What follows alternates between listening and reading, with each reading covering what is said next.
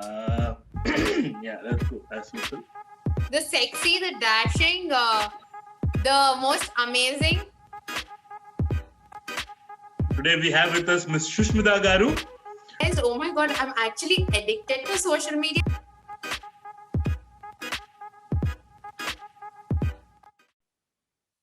Good morning, everyone. Today we have with us Miss Shushmita Garu, who is awesome, simply awesome, and she's a bundle of happiness.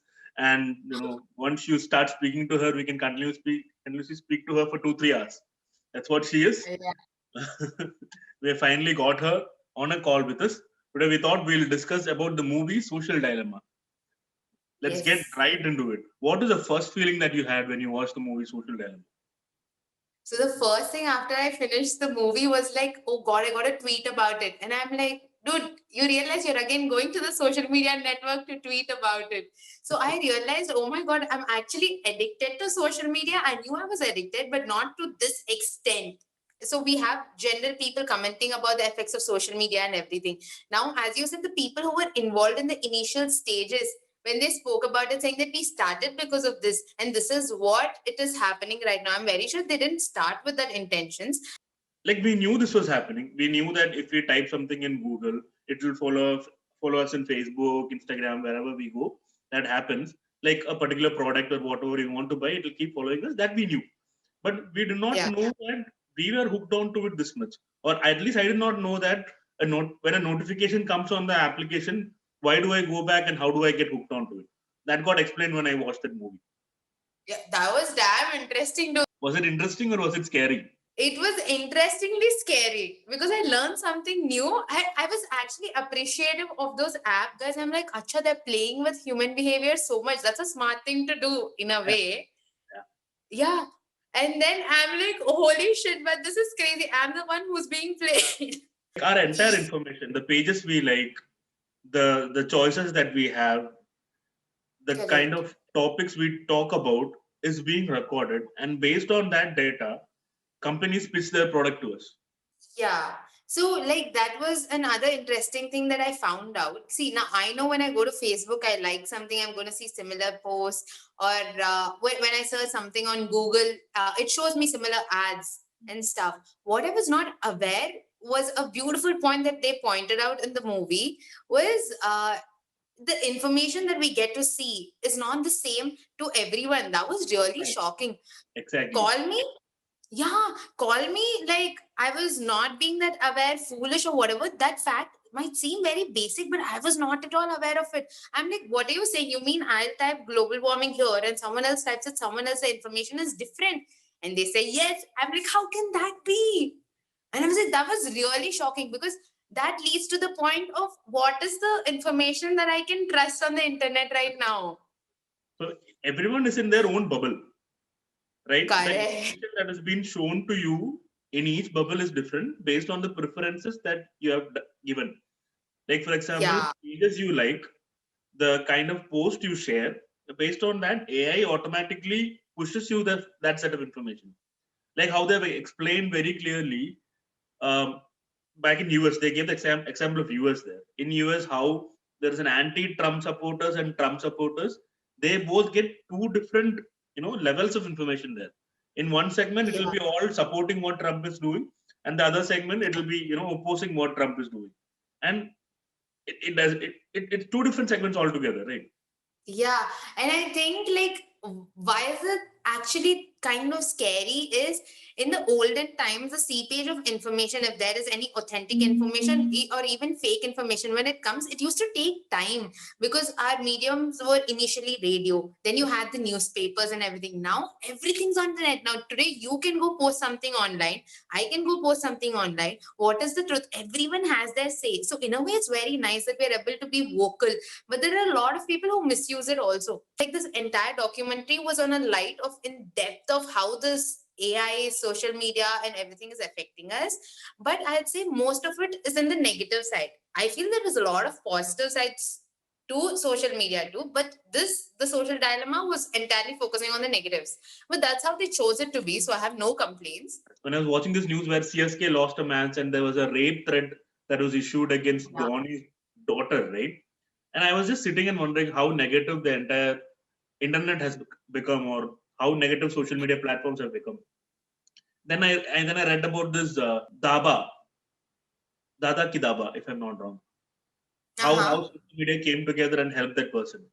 So that was all over the net. Correct. So it's beautiful in a way and it's scary in another way, right? Correct.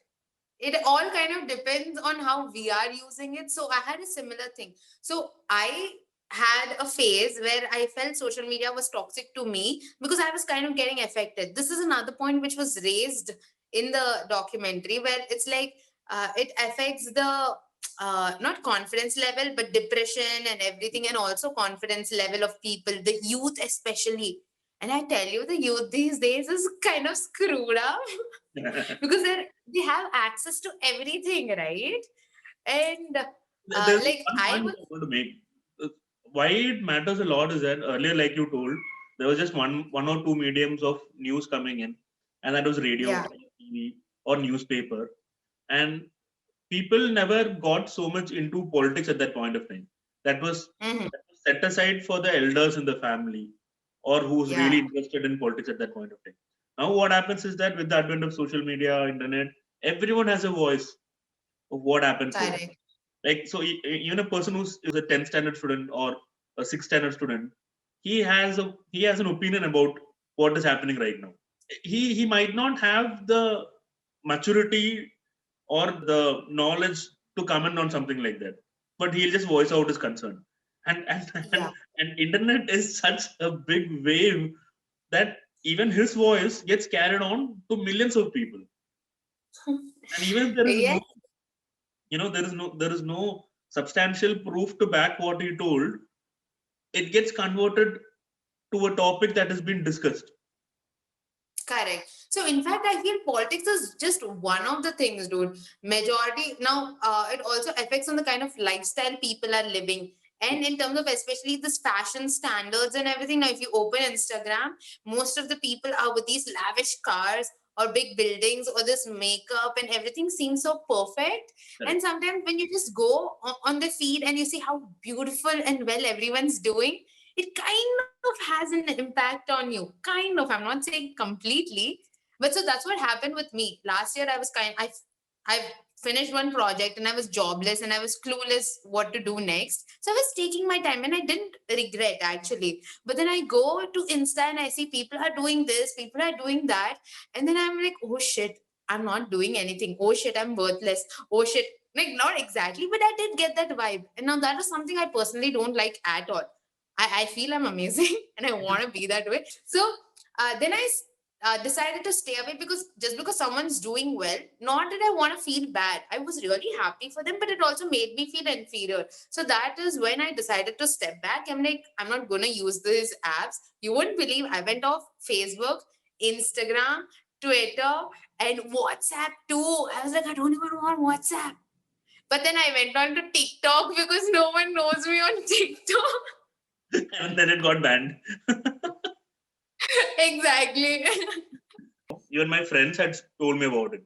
Those friends who have not got married yet, they always used to complain that whenever I go online, I see people who are getting engaged, who are getting married, or I see even friends of mine having kids, one or two kids, and that's pressurizing me that I have not done that yet. So that's another factor, right? Like how earlier, when in the society, all those uncles and aunts used to come and say, "What are you doing now? Have you completed your studies? Did you get a job? Are you married?" All that stuff.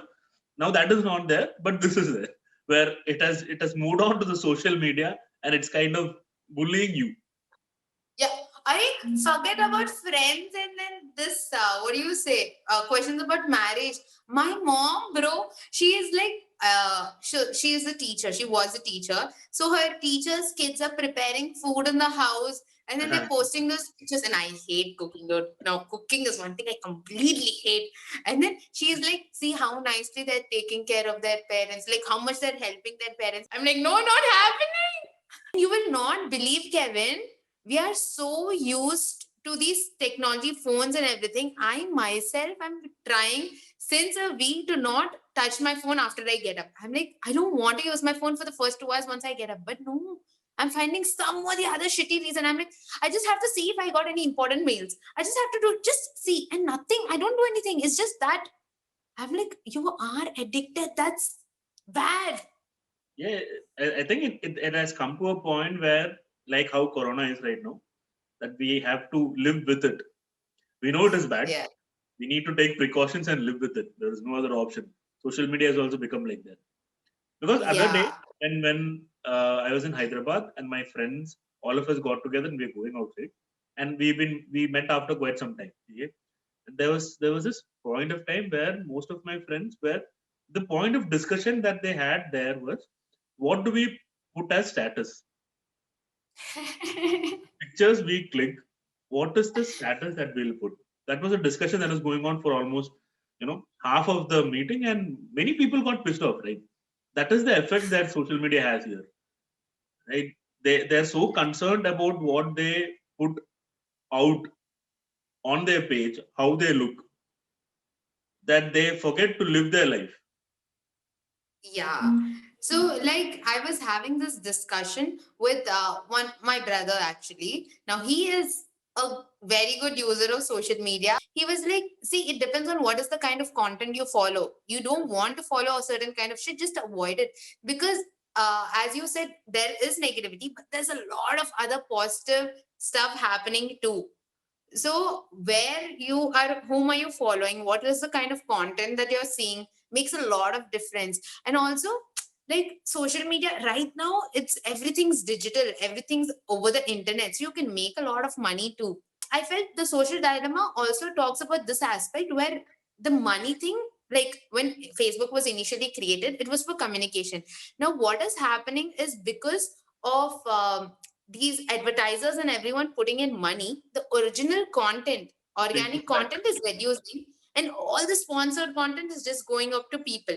Now, Correct. anything can be sponsored, anything can be boosted. So, good information can be boosted, business can be boosted, as well as hate Fake it. speeches and everything can be posted. Correct. Correct. So, that's where it's kind of crazy. It ultimately boils down to how are we using it.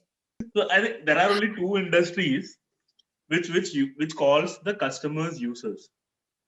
One is drugs, and then you have us, the internet, right? So in both these industries, what happens here is that the more you use, the more you get addicted. So there should be that thin line where we should decide how much we want to use. Yeah. And I Now, think that how is do the you know only anything solution that is about there. drugs? Did you try drugs? No. Yeah. But yeah, that's the main aspect here, right? Then how Yeah. much ever we sit down and jot down the plus points and negatives of social media, the end result is what we decide. How much do we want to be Yes. part of it? How much do we want to be addicted to it? Is something which we need to decide. I know. So I don't take this movie as a complete, like, going in a practical way. Obviously, it's not like people after watching the social dilemma, I'll be like, I will stop using it. That's not how life is going to proceed. So my takeaway was personally, it's like you are currently aware of what's happening. That's important. A lot of the people were not aware. Like I was not aware. So I feel this awareness is important. I shared it to multiple friends of mine. Now, that's what they said. This is super negative, dude. It's not a complete picture. I'm like, yeah, but they told a lot more stuff that we are not aware of. Having that awareness is very important, because of that we'll stop. As you said, one is the notifications. We can take in actions which stop us from being addicted. Point number two, we'll also stop trusting everything on the internet. We will start being a bit sensible and stop doing that. And thirdly, we actually work on ourselves, like become more confident or not let anything happening around us affect us in person. So I felt I love that movie because these are the beautiful takeaways that you can take and do something, I guess. You tell me that there was a phase where I think you went to a camp, like a de-addiction Yeah. center for social media, if I'm not wrong. Not The social media, I think Vipassana. the internet. So it's called as the Vipassana. Vipassana is basically a meditation technique. Now they have centers all across the globe. So the criteria is when you go there, you have to stay for 10 days. That's the basic course. And in this 10 days, you're not allowed to take your phones. And forget phones. You're not allowed to take any book or paper, pen, nothing. You just have your clothes and you're inside that camp, and then you're not even allowed to talk to your fellow roommates or the people who are there. So it's called 10 days of absolute silence where you are with yourself. That's And 10 then they days of teach us this. torture, right? What did they want out of you? Like after 10 days, did you tell them some secret? No, dude. So in this 10 days, we are taught a kind of meditation technique. So that's what happens from 4 in the morning till 9 in the night, with gaps and intervals in between. We do a different type of meditation and everything. But what's crazy is you don't have any deviations. So once you get in there, it's literally like this jail. You won't believe, before we go in, those guys tell us, you know what you're getting into. And I'm like, yeah. They're like, you. They also asked me, you can't get out of this whenever you want. I'm like, oh, obviously. And I thought it's so easy, Kevin. Believe me, third day, I was like, why the hell am I here? What am I doing here? Because we are just so used to distractions. And it's like human mentality, man, that you want to talk to people, you want to comment about people, or even if you're a loner, not doing anything, you have your phone or you're scribbling something. So just imagine I'm sitting in a room where I have nothing and it's just me and my thoughts. And you will not believe a human's thoughts can be super crazy. That's when I understood, from a point where I felt I'm like, I'm wasting my time here. I get out of this thing, then I can set up $1 billion business. I'm wasting my time here. I'm like, Sushmita, it's just 10 days.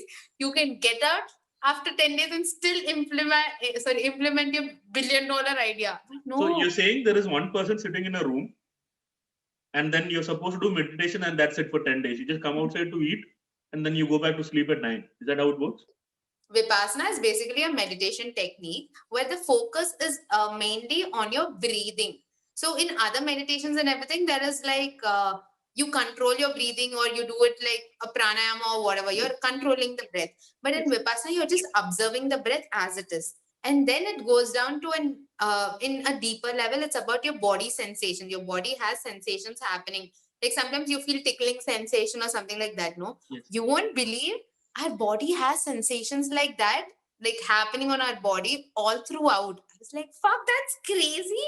But anyway, so we get up at 4. What is that saying? Sorry? You're saying that our body has sensations and we don't notice it usually because we have Yes. other deviations. Yeah. Okay. Like, so we are taught to observe these sensations, basically. So our schedule starts like 4 o'clock. We have the wake up bell, and we got to get up, freshen up, whatever. 4:30 till 6:30, there is meditation. So we have our rooms, and then there is a meditation hall which is separate. So we go to the meditation hall for meditating. So 4:30 to 6:30 is meditation. Then 6:30 till 8 o'clock. 6:30 is our breakfast time, by the way. You get your breakfast, and till 8 o'clock you freshen up, whatever. So this is Then what, vegetarian breakfast, non-vegetarian? What is? It's vegetarian. Vegetarian breakfast. Yes. See, that's And even then from more torture for us non-vegetarians. 10 days of no non-vegetarian food. Yeah, please continue.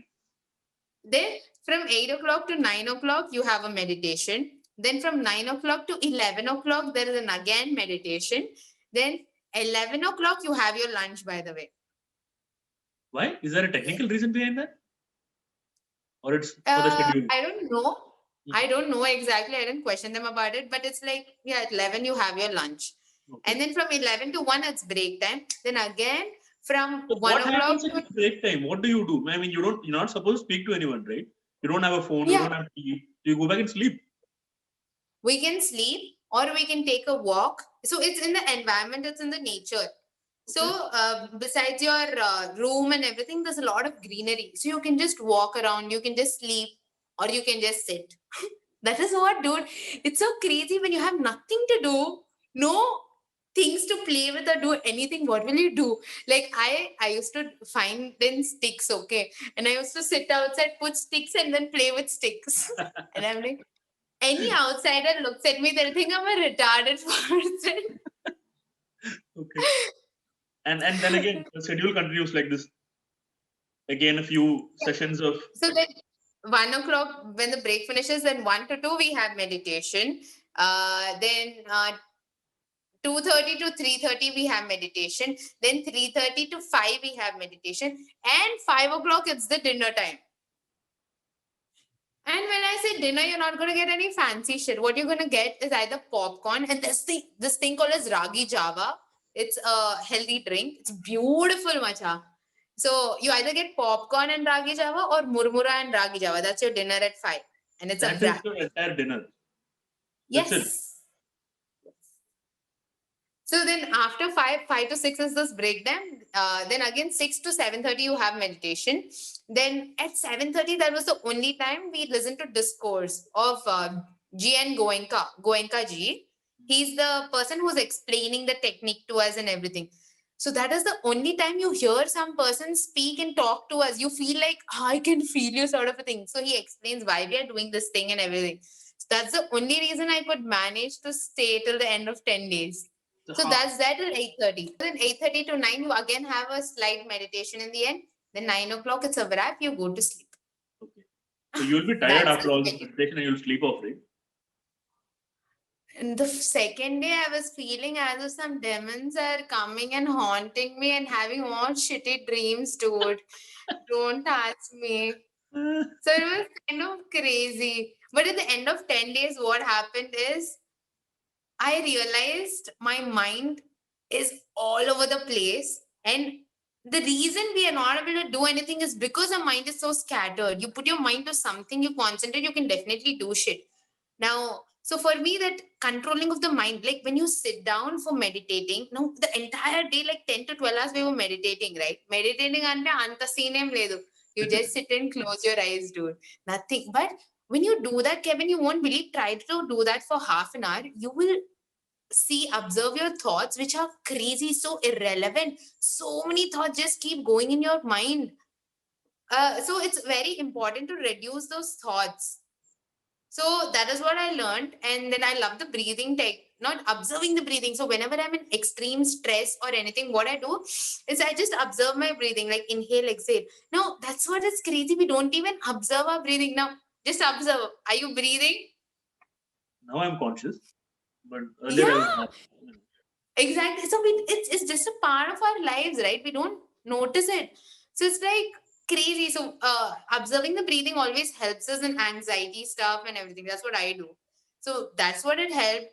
And then I realized 10 days I could stay away from phone and everything. So that means I can actually stay away from all this shit.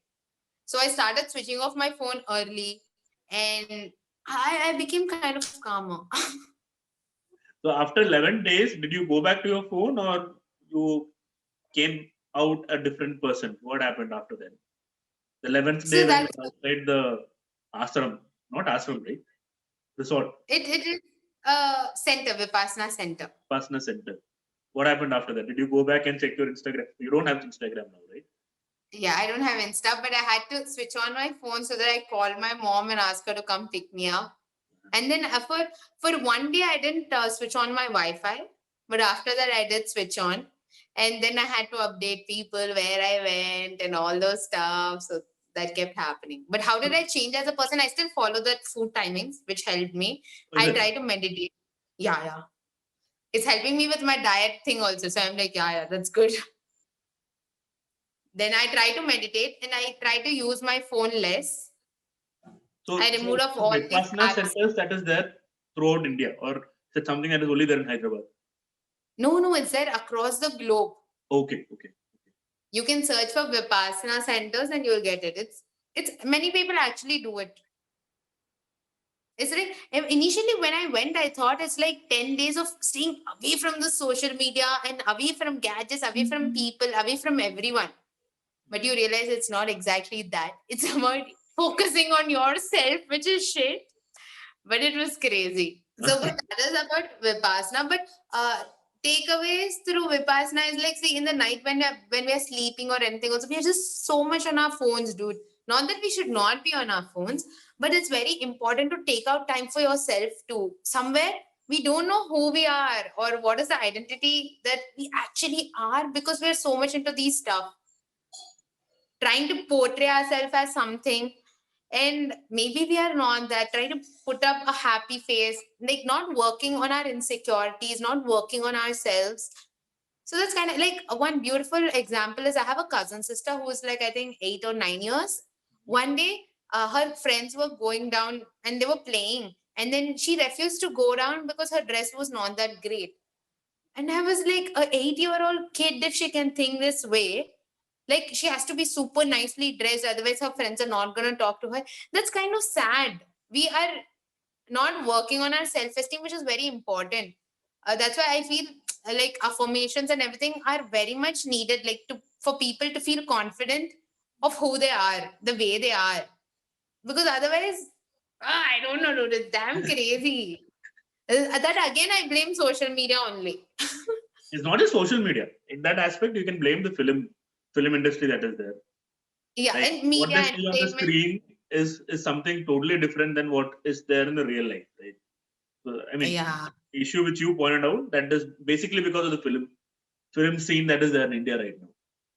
Right? Even if you go out to play, you see people going out in Gucci clothes, and all high class brands are being used. But in actual life, do you think your parents will allow you to wear good clothes and go and play? No, that is also a factor, right? It's as simple as that. Yeah. Like things evolve, right? Like how you told, the technology is evolving and we are evolving based on that. And based on that, the education also will evolve. Like, for example, the other day I read in news that there are a few schools in Kerala who has this class where they are taught how to find out what fake news is in social media or elsewhere. Uh, Right. So like that, eventually everything will evolve. Correct. Eventually it will move to a phase where like a movie educated us on what is happening here. Like something like that.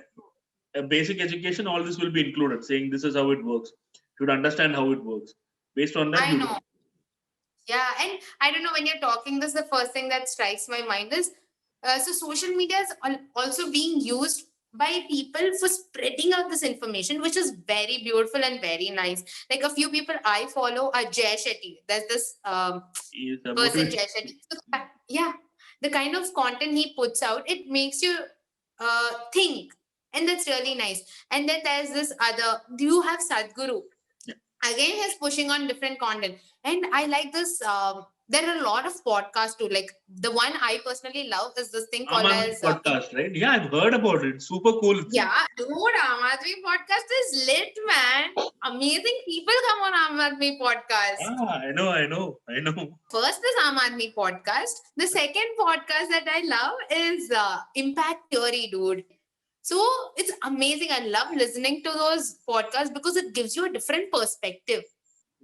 We as users should become more aware and we should try to see what is the content that we are believing in, and also what is the content that we are looking at. We should become responsible that way. It lies within us on what we need to see, what we want to see, and what we should see.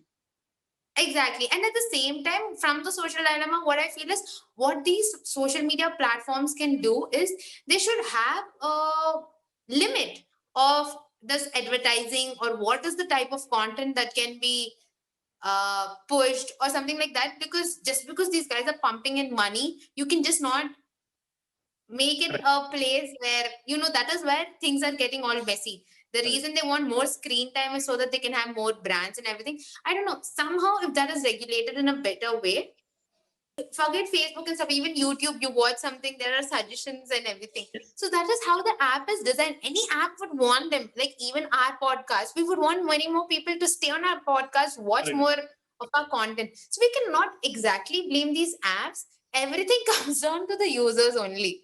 Now they're just being smart. They want people to be there on their apps. And from a business point of view, I feel that's absolutely right. True. That is true. Yeah, it's like, but again, I do understand not every person, like in our last discussion, you said not every person is aware or can make certain choices. So when you're looking at the mass audience, that's where if these platforms take some steps, it will help from that mass action or whatever, I guess. That's what happens in our country and many other countries, right? You get influenced by an idea which is propagated through the social media, and then you end up doing shit which you never intended to do. Like, I'll give you a simple example. I don't know if it happened to you, but it has happened to me many times, where I see a hateful comment somewhere on a post. Then I would want to retaliate to that comment, and I'll start typing a big one message, and before posting, At least for me, I think twice about it and I delete that post. Right. But what I'm trying to say is that it's like you're being prompted to become hateful there. Yeah. That's the kind of negativity that is poured. Like, not everyone has that control of seeing that and letting it go. If you believe in Exactly. something and then the random person from sitting somewhere in the world comes and comments against it, Yeah. ideally you want to respond to it. So Yes. it's something that we need to control. There's no other option. Yeah. It's So self-control is I think the motive, yeah, the motive of these guys coming out and speaking about it is also because we know our human behavior, human tendencies, and how irrational we are. So for every person to be that rational is hard. So I think these technical people and everyone who spoke about it is also because it may not be in the hands of these billions of people, but these social media guys, if they change a few things, it will help so many people. So I think it goes hand in hand, both of us together. I think that was a very nice discussion that we had in the time Yeah. frame that is given to us. Yes. Thank you Without for going in depth of a yeah lot of stuff. like how we did last time where we debated and went on for 2 hours about some random topic. Exactly. This is an interesting point. So if you like this podcast, and even if you don't like it, if you like Kevin, though he's married, if you like me, I'm not married, you can definitely like me. So if you hate us both too, like, share, subscribe, comment, keep smiling. Hey, thank you very much. Thank you very much. And thank you for being on the show. You are awesome as usual. Thank you for We'll again having me. connect another time soon on a different topic. Yes, Until then, yes. Look forward. Goodbye. bye.